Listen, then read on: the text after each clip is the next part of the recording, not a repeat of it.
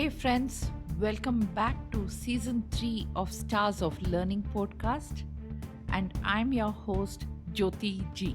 And this is an exclusive Leaders Spotlight interview with our guest on their insights and experiences.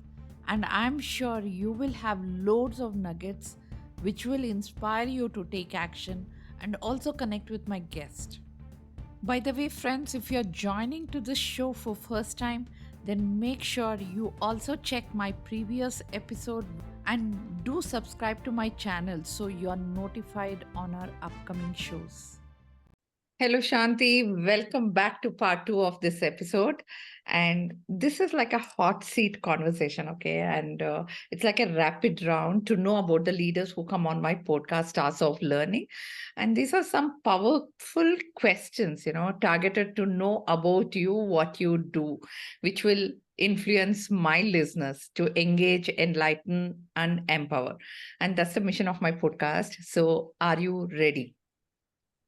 Oh, I'm excited. Let's go ahead.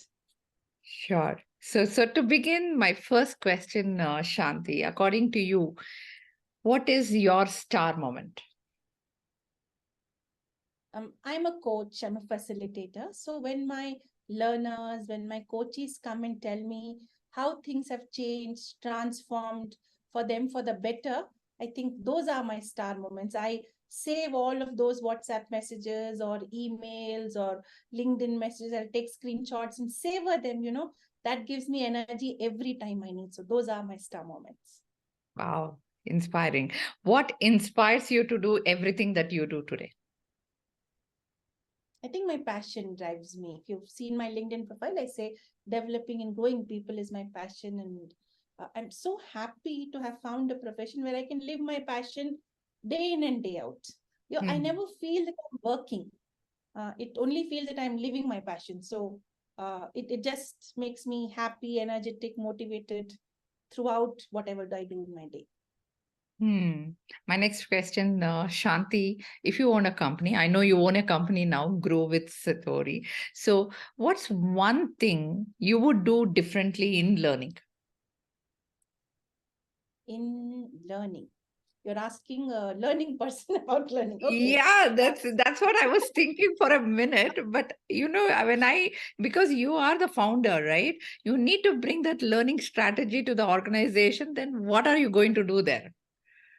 Yeah. So um, I'm going to be talking about an ideal situation. I have a very small organization. I'm not there yet, but as my organization grows, I think I would want to make training and learning democratic, wherein the employees are able to choose what they want to learn, not because they are in a particular team, they are in a particular profession, in a particular role, but it's okay. If they want to learn to play guitar, please learn. If they want to learn a different language to code in, please do. The idea is to sharpen their mind, their thinking, their broaden their horizon. That would be one. And not just focus on what the business needs, what the HR needs, what the manager needs. Beyond that, that would be the first one. Second, if given a magic wand, I would make coaching mandatory in all organizations across all levels. I wish to. Big high five to you for that. Training Yeah. can only impart knowledge, yeah, Hmm. but how to embed that knowledge in your day-to-day work and practice and behavior and bring that transformation. I think coaching is equipped to do that and not just training. So definitely coaching for everyone across all levels, not just high potentials, senior executives, but everyone. Yes, yes, everyone. Yeah, I totally agree with you on that. Very inspiring. And again, moving on, the three most important things you would like to accomplish right now, maybe for this year. Maybe for this year, huh? Okay. Yeah. One is my Empower program, EMPOWHER. As you can make out from the name, it is for empowering women professionals, leaders, homemakers, aspiring entrepreneurs, any woman. This program is open for them. Why I'm struggling to fill in the program is because there is a cost associated with it. And Mhm. women hesitate to invest in themselves. So my dream, my wish is more women start to invest in them as they learn how to grow, nurture, take care of themselves, and hence be able to take care of others. So if I'm able to fill in my upcoming batches for Empower. I think that is goal number one set. The other two, maybe a little longer, but I would love to make loads and loads of money, 1 crore a year. Hmm. Uh, Grow my business. Dream big. I know it's a long, yeah, dream big. Why not? Yeah. And definitely focus a little bit on my own health. It's very easy to advocate and preach. I would want to bring my health and taking care of self part take that a little bit more seriously on a side. I would want to do that. Yeah, yeah. Just to add to that, Shanti, I think health was never my priority at all. And last year, I put that as my goal, and I lost Yes. 20 kgs in 1 year. You know. I can see that. That is so amazing. You're one of the people who's motivated me. So uh, I am right behind you. Right, right. Women ignore, or they shy away, even if they are unwell, right? They don't want to tell. They want to, like, go on and on. They don't take that conscious thought on themselves. So that's where I thought I should bring this up. So my next question is based on my audience request, Shanti, and this is not an interview question, but they are keen to know the strengths of the thought leaders who come on my podcast. So if I may ask you, what are your strengths? I won't even answer it like an interview. So one is that I don't give up. Okay. My resilience is my biggest strength. No amount of failure, setbacks, what people say, what relatives say, what my manager say, none of this is going to hold me back. If I fail, it is okay. I will be sad for a day, but then the next day I will get up, brush my teeth, think about how I'm going to cover up for that loss, cover up for that mistake. What have I learned? What went well? What can I do differently? And then get on. I think that has helped me thrive through these 27 years in my career. Um, and the second one, I think, is also my ability to learn. I ensure that I invest both money and time for my learning. At least one certification or a new skill every year. That's my goal. I've been living it for the last 10 years very, very successfully. This year has been a highlight. I've had 2 certifications, so I'm very proud of that too. But Wow. idea is at least one new skill, one new certification, one new learning, which does involve time commitment as well as money commitment. I think that I'm proud of, and that has helped me. Mm. Last but not the least, I think, is my ability to connect with being a coach. I think it's important to be able to connect with people and relate to their worlds, their experiences. The phrase I used earlier, that I have been fortunate to have a wonderful supporting family. Most women can't relate to that. And if I come from this thing that, I have had a supporting family, why don't you? It will not help Work me in out. my role. True. Yeah, I really need to understand that not everybody has the same size of the pie. Everybody has a different size, and I need to be understanding. So that those are my key strengths. Interesting. And connecting to the previous episode, we did a session on women, leadership, and limiting belief. And you did recommend a lot of good books there, Shanti. So, if I may ask you in this part too, any book which is very close to your heart and why? I'm an avid reader. I can recommend hundreds of books. So, how do I answer this question? One is definitely what I mentioned in the last session. How Women Rise is a must for every woman. Okay. Every woman should review that, read it multiple times. Uh, because every time you read it, you get a different perspective. The Mm. other two books I'll talk about what I'm still reading right now. It's not done yet. One is Smart Brevity. And don't ask me the author names. I'm not very particular about the author names. Smart Brevity, I know there is one Mike Allen in the authors list. Others I don't remember. But it talks about how can you say or convey your message very succinctly and impactfully. Being a trainer and coach, I know I'm very verbose. I talk a lot, and that shows up in my LinkedIn posts or my WhatsApp messages. It goes on and on and on and on. And that book is now, as I'm reading it, I'm reflecting on my writing style, that I'm adding so many unnecessary details that my viewer is not interested in. So how can I write succinctly? The Mm. other, I'm not reading it, I'm listening to it, is again a very women centric book. It's called as Women Who Run with the Wolves. It is by a lady called as Clarissa Pinkola, if I'm pronouncing her name correctly. So the Okay. book unfolds a very rich cultural myth. It blends fairy tales, folk tales of the African region from where she hails, Mm. and how that talks about uh, women showing up as powerful as running with the wolves. How can you consider yourself as free, and what is holding back? So the theme, I think, is very similar to how women rise, but the presentation of this book is very intriguing. It is a hard read. That's why I switched to listening on an audiobook, because I wasn't able to read such a heavy book, but listening is far more comfortable for me there. I'll Okay. stop at that. I'll go on and on. Sure, sure, Shanti. And since I like the way you brought in the investment for yourself and doing a lot of certifications and all of that. So you yourself is a coach, certified coach. So my next question to you on that, what are the characteristics of the best boss or a role model or mentor you ever had? And what made that person great for you? Hmm. Um,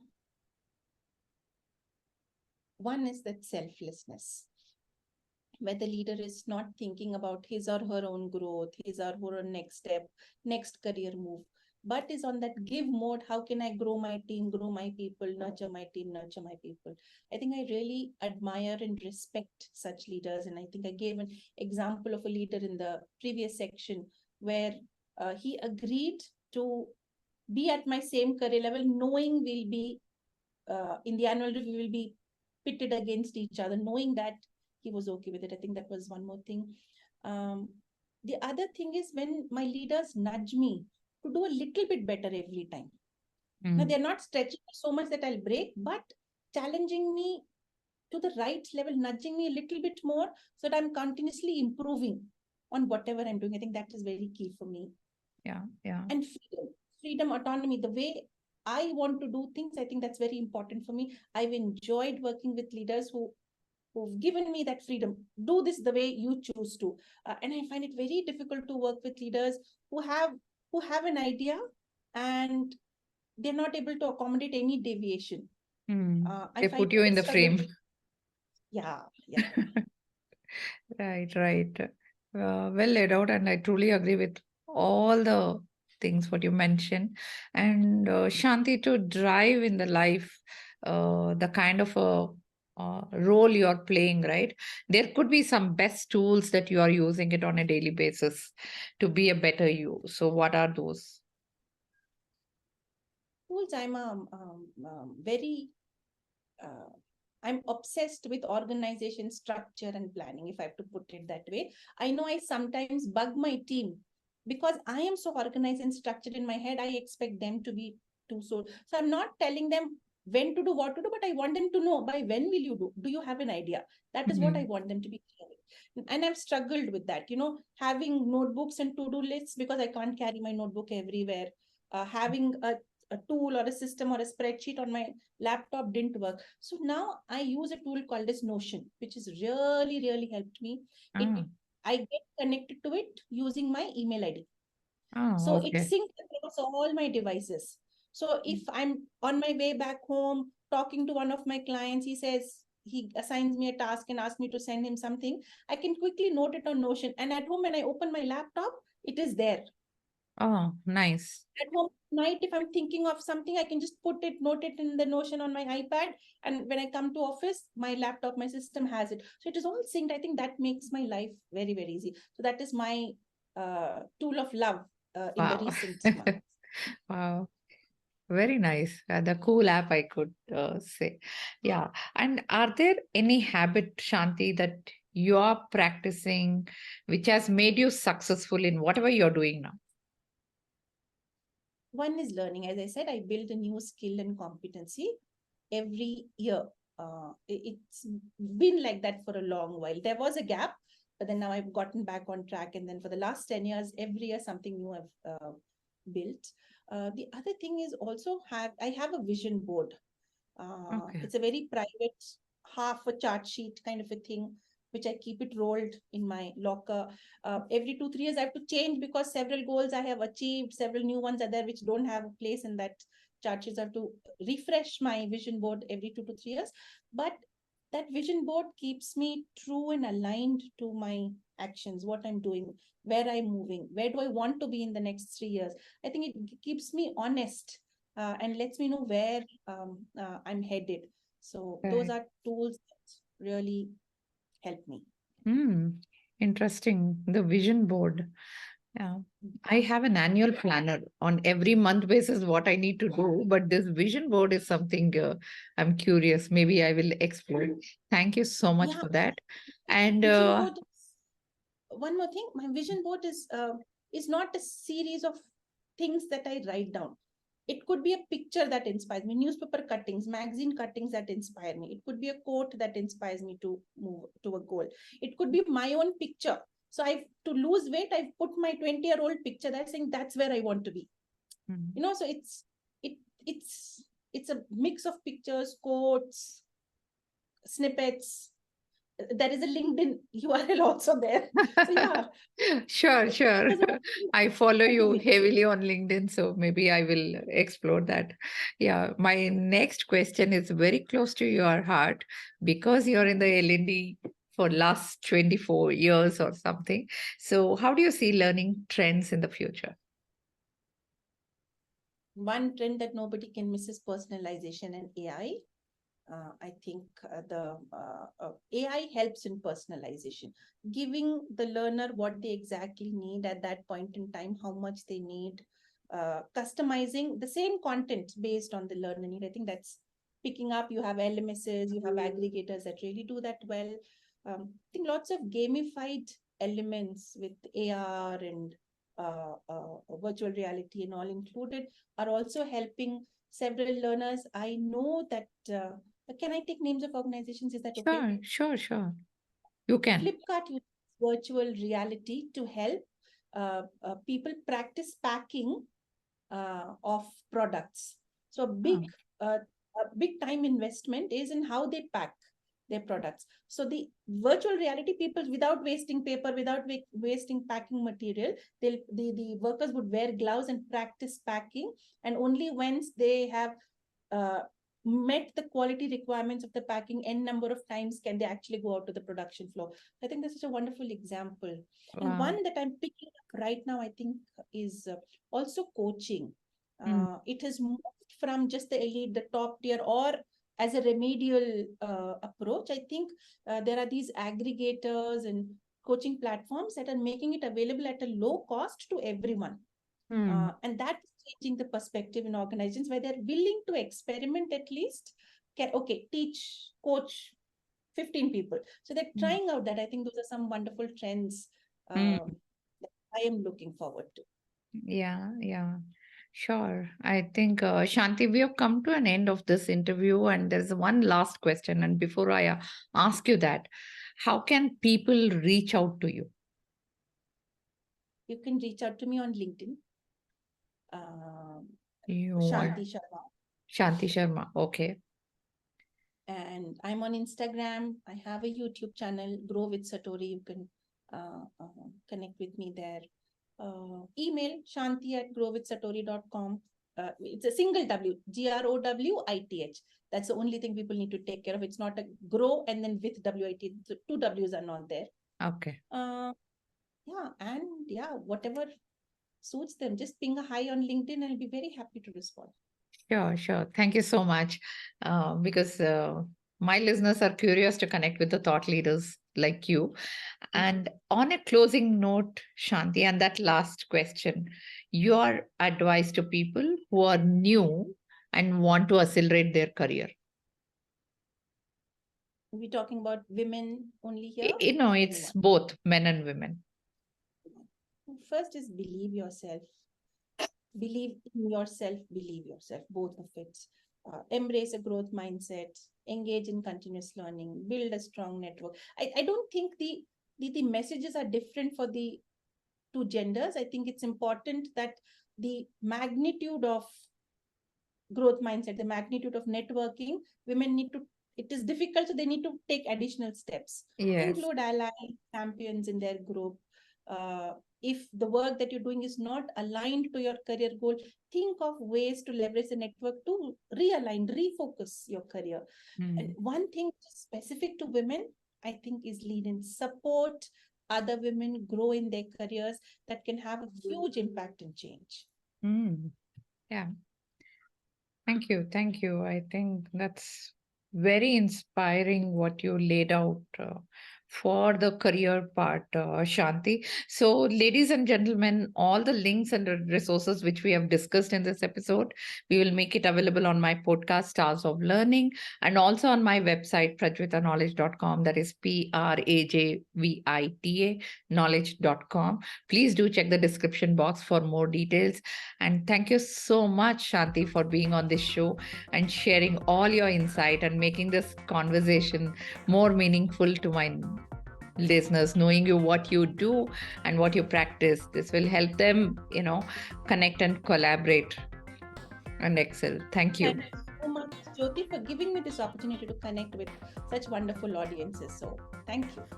Thank you. So, friends, if you have got any learning or motivated hearing to this episode, then make sure you do tag Shanti and myself and share with your friends for this amazing information you have learned.